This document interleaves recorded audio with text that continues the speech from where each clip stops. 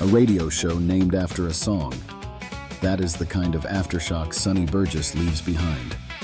Welcome to Music Storytime, where we gently kidnap your algorithm and introduce it to better taste and music.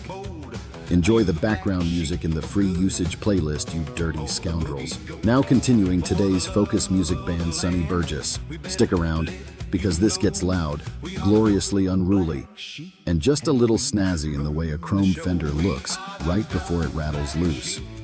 There is Sun Records chaos here, a dance floor detonation, and a singer who did not stroll into rockabilly so much as burst through the wall with his band in hot pursuit.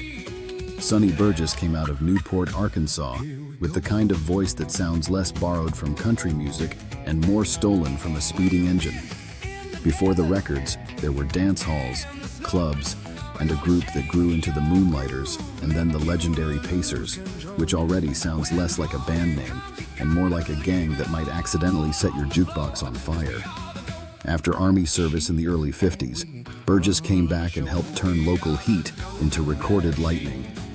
That lightning hit hard with We Wanna Boogie, a title that behaves exactly as advertised.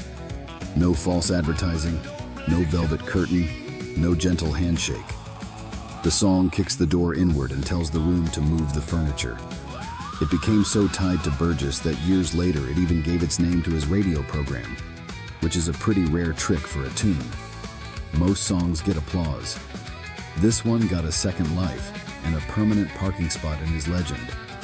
Then there is Red-Headed Woman, the flip side that feels like it arrived wearing bright colors, sharp shoes, and trouble as cologne. It helped define Sonny's first Sun Records blast, and it still has that quick bite title that sounds like a whole short film crammed into 3 words. If you want to understand why early rockabilly felt dangerous in such a fun way, this is one of the songs to check out. It does not ask permission. It just grins and floors it. And then comes Thunderbird, which might be the most Sonny Burgess title imaginable. Thunderbird sounds like speed, metal, weather, and bravado colliding in a parking lot behind a neon club. By that point, Burgess was not just another singer on a label roster. He was becoming a character in the mythology of Sun Records, one of those artists who made the whole era feel rowdier, sweatier, and better dressed.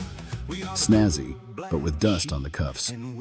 What makes Sonny Burgess especially fun is that the story never feels overly polished.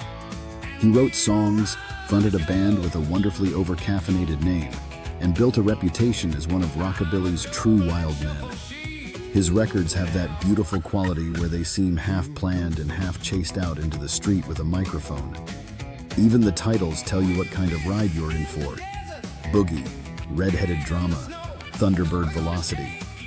These are not songs hiding behind poetry. They are songs kicking up gravel. So when people talk about the birth of rock and roll, Sonny Burgess deserves more than a footnote with sideburns. He was part of that first glorious racket, that moment when country, boogie, blues, and pure nerve jumped into the same car.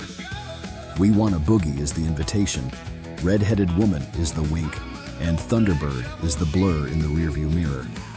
Put those 3 together and you do not just get songs. You get a whole airborne, Arkansas-made commotion that still sounds like it could knock a lamp off the table.